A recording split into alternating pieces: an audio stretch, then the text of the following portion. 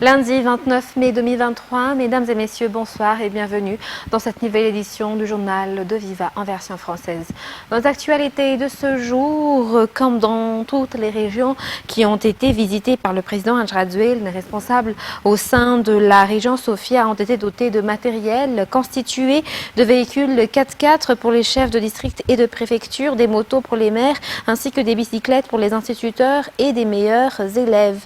Des dotations d'ambulances ainsi que des lampadaires pour l'éclairage public ont également été faites. Les sous-abbés ont reçu des aides financières, mais aussi les personnes en situation de handicap et les associations de femmes. Des cartes foncières ont été aussi distribuées aux habitants. Le ministre de l'Intérieur et de la décentralisation, Touquet Justin, représentant du président de la République, est descendu sur les lieux accompagné de la ministre de la Population, Souaflir Aprincia, ministre coach de la région Sofia. Parlons un peu des fêtes de Pentecôte. Le nombre de taxis-brousses au départ de Tana vers les régions a été peu nombreux en ce jour de lundi de Pentecôte. Certains taxis-brousses n'ont même pas travaillé aujourd'hui car ils n'ont pas trouvé de passagers. Néanmoins, aucun accident n'a été enregistré depuis vendredi jusqu'à hier Pentecôte, selon les informations recueillies auprès de la gare Maki d'Andoutapenac aujourd'hui. Reportage de Fangessène Mireille et Yves Janel. Pour la plupart, ce sont les personnes qui devaient se déplacer pour des raisons professionnelles qui ont pris les taxis-brousses en cette fête de Pentecôte. Que ce soit sur la route nationale numéro 1, que la route nationale numéro 2 ou la 6, peu de taxis-brousses ont circulé, faute de passagers. Les fêtes de Pentecôte ne sont pas aussi populaires que les fêtes de Pâques selon les responsables auprès des gares routières. Aujourd'hui, peu de véhicules ont travaillé au niveau de la gare routière Maki-Andoutapenac. Par ailleurs, aucune voiture de transport n'a eu un accident en cette fête de Pentecôte, selon le rapport au niveau de cette gare routière. Les responsables exhortent néanmoins à la vigilance sur la route et au respect des consignes de sécurité. Et 80% des habitants d'Aboundjoumam ont déjà bénéficié des cartes foncières et de titres venant de l'État actuellement. Cela a réglé les problèmes fonciers dans cette localité.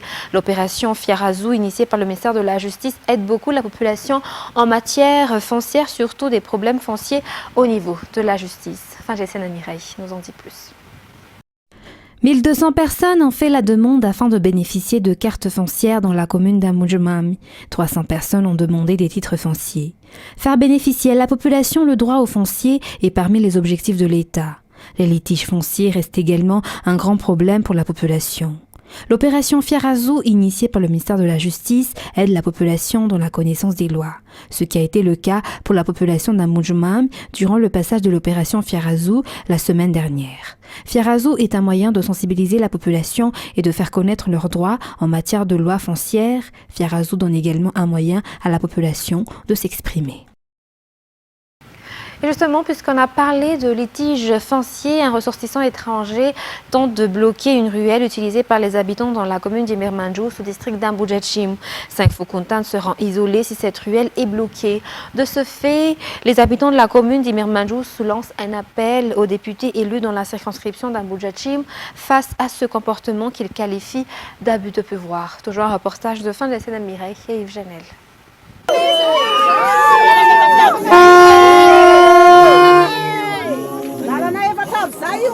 Une ruelle ici dans la commune d'Imirmanjous, dans le district d'Amboudjatchim, est utilisée par les habitants depuis des années. Pourtant, actuellement, un ressortissant étranger tente de s'accaparer cette ruelle et de la bloquer. Cela est inadmissible selon le député de Madagascar élu dans le district d'Amboudjatchim, car c'est un abus à l'égard des Malagasy, affirme-t-il. Les habitants de cette commune demandent que cette ruelle soit classée comme servitude de passage et qu'une décision judiciaire doit confirmer cela, car Sakofoukontins seront isolés si cette ruelle est bloquée. Le député de la circonscription d'Amboudjatchim appelle également les responsables à voir de près cette situation.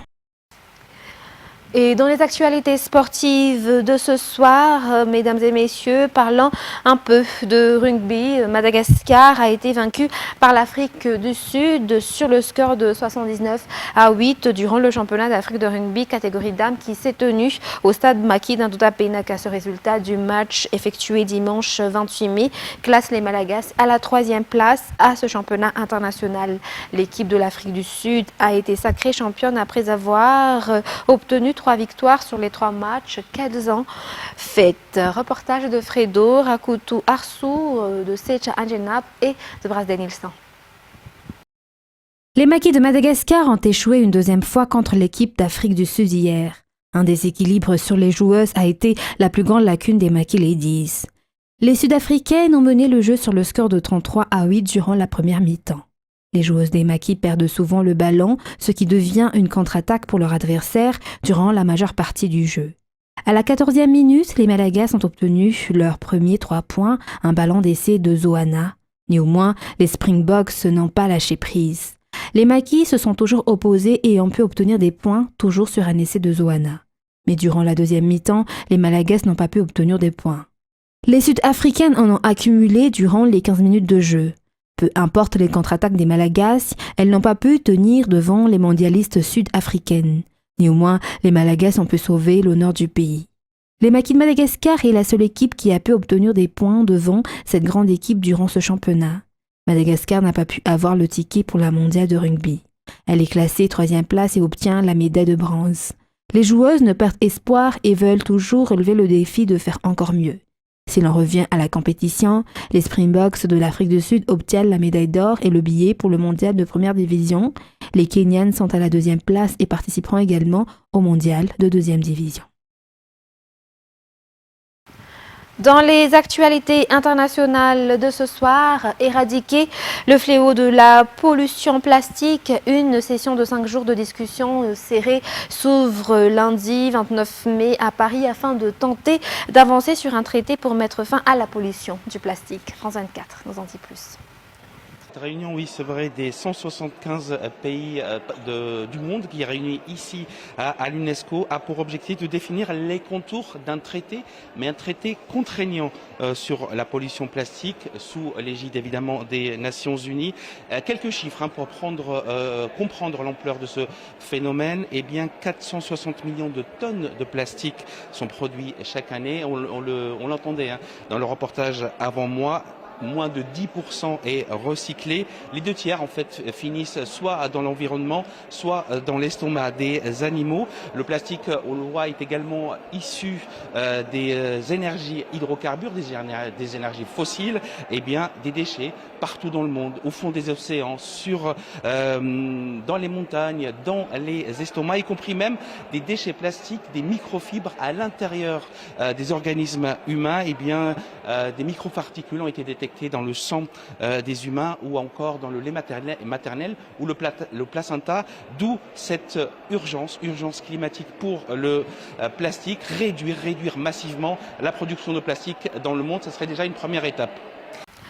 Après Kherson, Kolesso, un senior lieutenant ukrainien de 23 ans opère dans les tranchées du Donbass, dans l'est de l'Ukraine.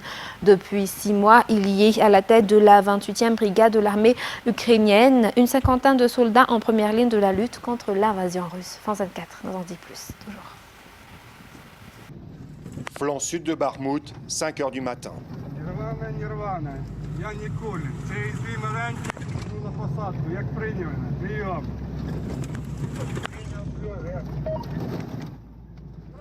À l'arrière, Kolesso, senior lieutenant, 23 ans.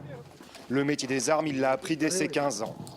Après le front de Kherson, il est dans les tranchées du Donbass depuis 6 mois, en première ligne, à la tête d'une cinquantaine d'hommes. À Kherson, ils ont utilisé plus d'artillerie, mais ici, ils utilisent plus d'infanterie au contact. À Bakhmout, nous avons constaté des rotations de troupes. Ils retirent les Wagner et les forces régulières sont en train d'arriver. C'était plus difficile quand il n'y avait que Wagner, parce qu'ils avaient ordre d'avancer quoi qu'il arrive. Ils ne se soucient pas des pertes en vie humaine.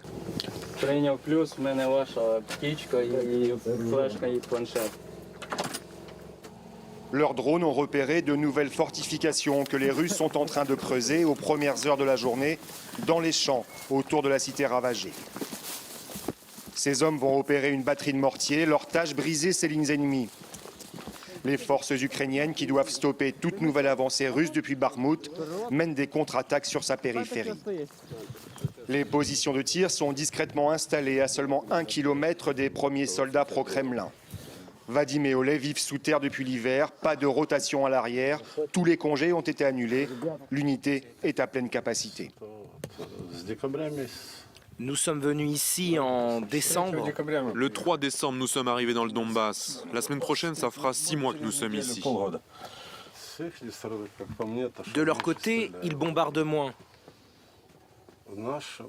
De notre côté, nous sommes plus expérimentés, plus rapides, et nous avons plus d'obus de mortier maintenant. La pénurie semble finie, plus de munitions, car depuis quelques mois, l'Ukraine produit ses propres obus de mortier. Le drone est toujours en train de chercher des cibles, et puis nous confirmerons la position exacte, et ensuite nous tirerons. À la manœuvre et à la visée, Kostiantine. Il revient d'une formation militaire en Grande-Bretagne. Ils ne nous ont pas dit l'endroit où nous étions là-bas. C'était quelque part près de la mer.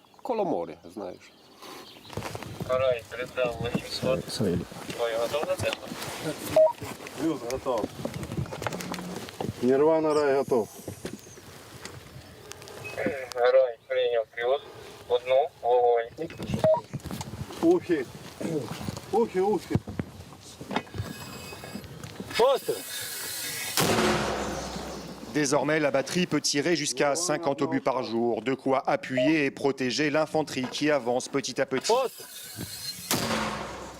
Ils consolident les gains, pour eux la contre-offensive est là au quotidien. Ce n'est pas une percée fulgurante, mais un lent grignotage du terrain.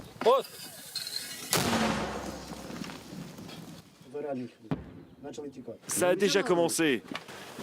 Le mois dernier, nous avons avancé de 100 mètres, puis 300 mètres, puis plus loin. Et c'est aussi sur tout le long de cette ligne de front. Ce ne sera pas rapide cette fois. Ils ne reculeront pas facilement. Ils sont venus ici avec beaucoup d'équipements, beaucoup de chars. Donc on ne pourra pas les repousser facilement. Par pression continue, quelques poussées. Des tirs du matin, le rapport vient de tomber. L'acier a endommagé les abris russes et frappé la chair des hommes.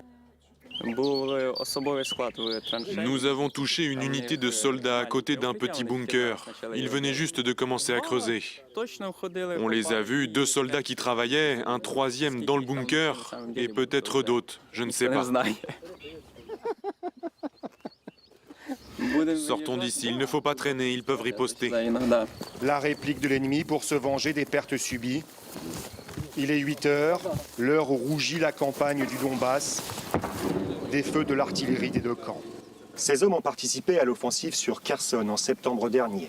Ils sont aujourd'hui déployés dans les alentours de Bakhmout. Ils viennent de regagner 1 kilomètre sur les lignes russes, de quoi redonner le moral.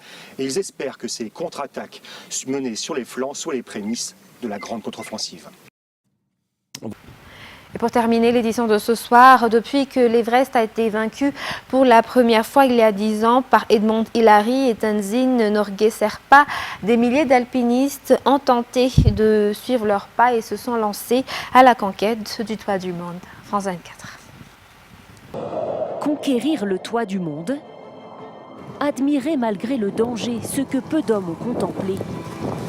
Le sommet de l'Everest balayé par les vents, où l'oxygène manque et le froid paralyse, n'a jamais attiré autant d'alpinistes. Jusqu'à créer sur ces pentes certains jours ces files d'attente. Qu'est-ce qui pousse les êtres humains, malgré les risques, à s'y aventurer? À plus de 8000 mètres d'altitude, c'est la zone de la mort. 12 personnes ont déjà perdu la vie en voulant gravir l'Everest, rien que depuis le début de l'année. Quelle dose de folie faut-il pour oser défier le roi de l'Himalaya? Au pied de l'Everest, sur le camp de base, ces 2 Américains font partie des héros de la saison. Ils viennent de gravir le sommet, plusieurs heures d'ascension. C'était magnifique. Le temps était dégagé, il n'y avait personne, la vue était magnifique. C'est le sommet du monde. Ce consultant, passionné d'alpinisme, rêvait de l'Everest plus que de toute autre montagne. L'idée de me dépasser, d'aller toujours plus haut, de savoir jusqu'où je peux aller. C'est ça qui m'a mené au sommet. Cet exploit, cet autre alpiniste, un Français, vient lui aussi de le réaliser. Bonjour Alistair. À seulement 18 ans, Alistair Mackenzie vient ainsi de battre un record. Il est le plus jeune Français à avoir gravi l'Everest. Donc vous étiez combien? Je me sens bien après cette ascension. Cette vue, cette sensation de liberté, d'être là-haut, c'est magique. Pour arriver au sommet, il dit n'avoir été mu que par une envie commune à tous les grimpeurs, celle de se dépasser, de tester ses limites.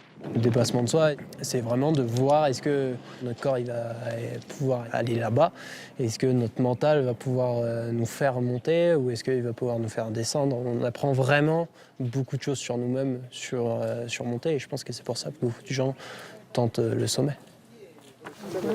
Ces prouesses n'existeraient pas sans les Sherpas. Ce sont eux qui accompagnent les grimpeurs au sommet. Sonam Pinjo a déjà atteint 4 fois avec des clients le point culminant de la Terre et il n'a que 29 ans. Pour lui, en plus d'une excellente forme physique, la première des qualités pour arriver en haut, c'est l'optimisme à toute épreuve. Il faut toujours rester positif. Si le mental est là, le corps automatiquement suit. Et une fois là-haut, c'est une joie immense. Vous voyez tout le monde à vos pieds. À travers cette ascension de tous les dangers, les alpinistes du monde entier viennent prouver qu'il n'existe à la surface de la Terre de points trop hauts que l'homme ne puisse atteindre. Sur ce, mesdames et messieurs, c'est la fin de ce journal. Nous vous remercions de votre fidélité. Très bonne continuation et très bonne soirée sur Viva. Au revoir.